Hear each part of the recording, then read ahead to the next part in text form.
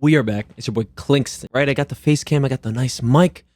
I'm ready to talk about wrestling, right? I haven't watched the show in about, let's say, like 2 months, but there's still the same issues that I have with these shows, right? It's the lackluster storytelling, right? And there's certain characters where, I will dive into the characters, but there's certain characters where they're just in the same spot. They never develop, they never get better, they just stay the same spot, right? And when you just see characters that are just there for no reason, right? They're just there. It's just, what's the point, right? And you have matches where there's nothing building up into the matches. Now, we're going to dive into it, right? But there's certain groups and there's certain players that I want to talk about. In the most recent Monday Night Raw, the main storyline was basically Adam Pearce was going to fire Jacob Fatu, or at least give him some sort of suspension. But Jacob Fatu basically comes out, he calls out Roman Reigns, and the Usos come out. He gets almost jumped, but he beats up the Usos. Roman Reigns comes out, and they jump him, right? And Jacob Fatu is basically calling for a tribal combat match or whatever. Okay. Now, my problem with this is that we've already seen this story like 5 different times. Right? Didn't we see Solo do the same storyline? And honestly, even after Solo, didn't Jacob Fatu already have a rivalry with Roman Reigns and Solo and all this other stuff? We've seen all this before. Do we have to see it again? And that's my issue with this storytelling, is like, we have these rivalries and these feuds and these stories that don't end. They never end. There's no ending. So these characters never progress. They never, they don't go into any other stories. They just stay in one storyline and never move. It's boring. It's getting to a point where I'm just like, that's why I stopped watching, because it was just so repetitive. And yes, there's new talent like Obafemi, Trick Williams, even Ethan Page. I love all these three. I think are the future for the show, especially helping the show grow. But they can only do so much, especially with the stories that they're given. Like when Trick Williams just first came out, it was on fire, amazing, right? And now he's doing like the gingerbread stuff, he's singing, and it gets to a point like you can do that once in a while, but when every single promo, every single thing, every time we see you in a ring, you're doing some sort of cringy, comedy act, it gets boring over time, right? Like we want Trick Williams to also be serious, and have actual storylines that matter, right? This gingerbread thing, it kind of takes a joke out of his whole storyline. And yes, it was funny, right?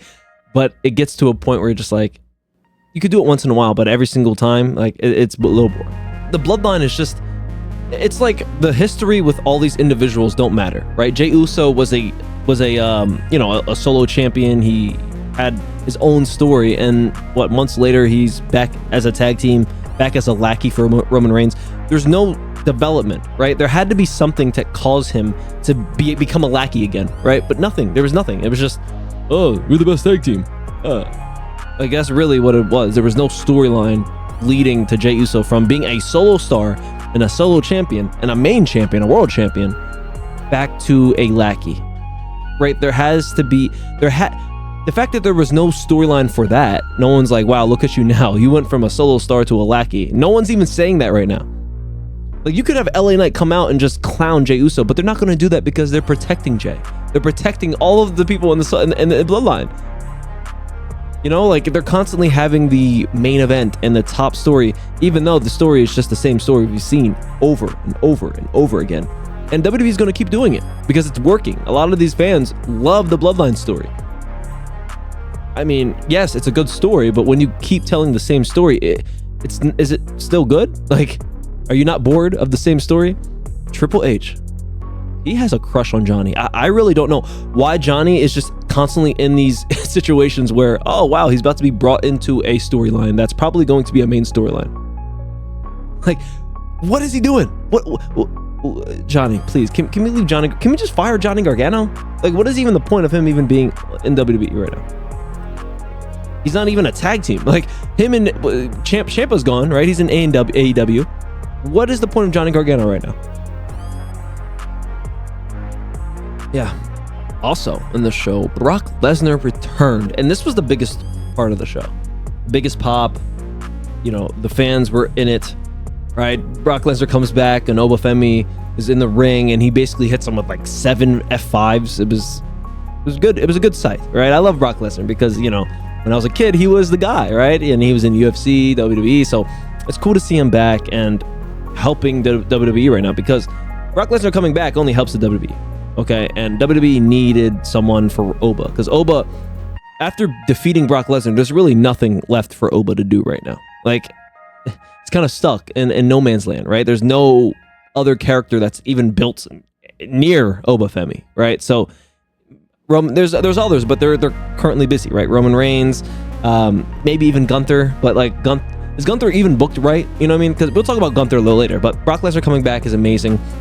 It looks like there's going to be a rematch between him and Oba Femi, so we'll see what happens between that match. They might have Brock Lesnar winning, you know, because, you know, especially after how he lost against Oba. I don't know. We'll see what happens. Like, because maybe Brock Lesnar could get some help from. I mean, obviously he's gonna have Paul Heyman by his side, or by, you know, having his back. So you never know. There's going to be something, right? He's going to have some people help him to win. That's my prediction for the Oba and Brock Lesnar. But this is the match I'm most excited for, right? Like, and WrestleMania was the biggest match in my opinion, and for the coming up next event is definitely going to be the best match, or match of the night, I think. Now let's talk about Gunther, okay? Because Gunther's booking has been horrible. It's been horrific. Gunther's booking has been horrific, okay? Now, Gunther, he's talented, right? Gunther's obviously a talented wrestler. He's a good character. But he's also one of those characters where it's so repetitive, and it just gets to a point where it's just like, we're seeing, every time we see you, it's the same thing. And it's not like he's like a very charismatic guy, right? He's just a big guy who's using his body as intimidation and snarky remarks sometimes. But like, Gunther he's great all around. He's an all-around superstar, but he's not perfect in any category, in my opinion. I don't think he's perfect in any. He's not good in any one thing. He's just good all around. He's decent all around. So that being said, after he defeated John Cena and made John Cena tap out, what has he done?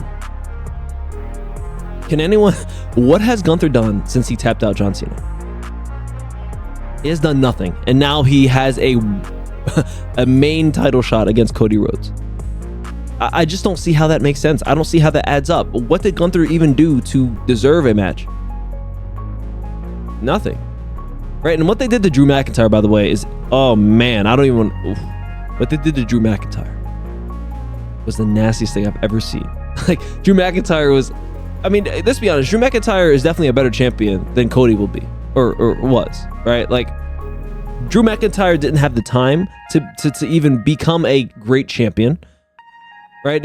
Like, Cody Rhodes has had, like, what, 3 years straight of being a champion, basically, right? Even when his title reign was boring and he was doing nothing and it was the same stuff every single week, they still let him be champion, right? And it's not like he's stronger than Drew McIntyre. Drew McIntyre looks more of a champion than Cody does. You look at Drew McIntyre, he's what, 6 inches taller, 40 pounds heavier with muscle. Like, when you look at the two, you're like, oh yeah, Drew McIntyre is definitely better and stronger, and it could definitely beat up Cody Rhodes. But they give Cody Rhodes the opportunities. That is the thing. That's why I think WWE has been struggling, because they're giving these top guys consistent chances when there's other guys who are maybe just as good, or if not better, that get none. Right? Drew McIntyre had a shot, right? And he only had like, what, 2 months, 3 months of being champion? Like, that's insane. That's insane. And Cody Rhodes gets 3 years of mediocrity. It gets to a point, man. It gets to a point. The whole Vision alliance, I honestly, I forget about it. Like, that was even a thing. What's happening with that? How did we get from Seth Rollins being a leader of a faction to now him being like the main enemy of that faction, right? And the fact that I don't even remember why, that's a problem, right? Like, I should know why Seth Rollins is mad at this whole faction. Why? Because they jumped him? I get. Why did they jump him? Because they wanted to be leader? If that's really what it is, then that's stupid. Because they didn't show any. The thing is, and I remember I was talking about this during the time when the Visions were big and they were like the top of whatever show they were on. I was constantly asking, they should show scenes of the other members having individual conversations so we can know what are their motives. Why do they want to be in this alliance? Why do they want to take over the alliance? Like, these are things that we should know. We shouldn't just Oh, it's a surprise. Oh, why did they jump him though? You know what I mean? That's kind of the feeling that we get. Like, okay, they just turned on this guy. Oh, it's a shock factor. Okay, cool. Why? And then they come out next week and basically say, oh, he was never this. He was a loser. Like, it's just, it doesn't seem realistic. And obviously, you know, it's not real, but you want to make it feel real, especially the storylines. Like, you want the storylines to matter. Right? When they're just jokey and not even jokey, but when they don't make sense, they're just random. It doesn't feel real. It doesn't feel like it matters. And that's really the problem. Like, remember, you look at Booker T and Stone Cold Steve Austin, they were fighting in grocery stores. Like, that looked real. I remember as a kid, I'm like, whoa, that's insane. I've never seen, like, that looked real. Remember Jeff Hardy jumping from the highway or whatever? Like, that, obviously, you look at it now, it doesn't look as real, but it's just the scenery of it. And it's not like it costs money either, guys. It's literally just effort. That's what it is. It's effort. And they're not having, there's barely any effort. And is it because there's so many shows going on? Maybe. Like, Triple H was writing for the Evolve show, a little bit of NXT, SmackDown, Raw. Like, that's a lot. So I understand there's a lot of work to be done, but you have to execute it right. You have to try to put out the best work you can. And if this is the best work you can put out, you have to fire. You have to get a new writer. You know, you have to. Because I want to enjoy wrestling. I love wrestling. Right? But when there's these periods where it's just so hard to watch, it's rough, man. And I feel bad for the guys who are diehard wrestling fans who actually enjoy this show. Could you imagine actually having a good show? Remember when The Rock was coming? This is what I always go back to, because this shows you how fun it could be, right? When The Rock came back and we want Cody, that whole stupid shit. That's what we want. We want that, right? That's all we need, right? You have to have some controversy. You have to have some realistic feuds in the WWE, right? Maybe some girl cheating on her husband with some other superstar. Like, it doesn't have to be real, but that's a realistic storyline. That's something you can not relate to, but like something that you can sink your teeth into.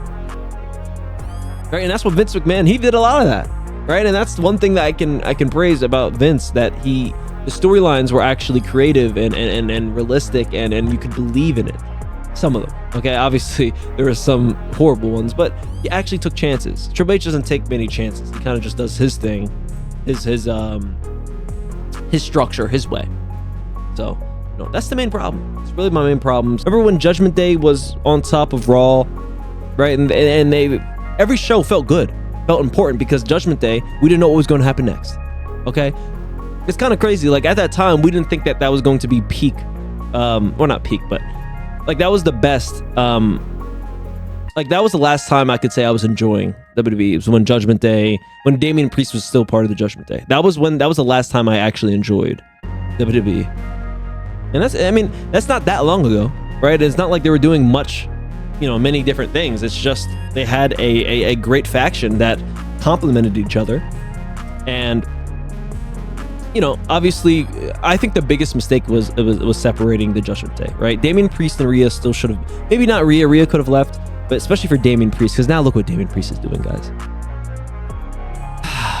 I remember right when he went to SmackDown for the whole year, he had he literally just did nothing. He had like a 5-month feud with Aleister Black and never recovered. Like, I don't even know what he's doing now, to be honest.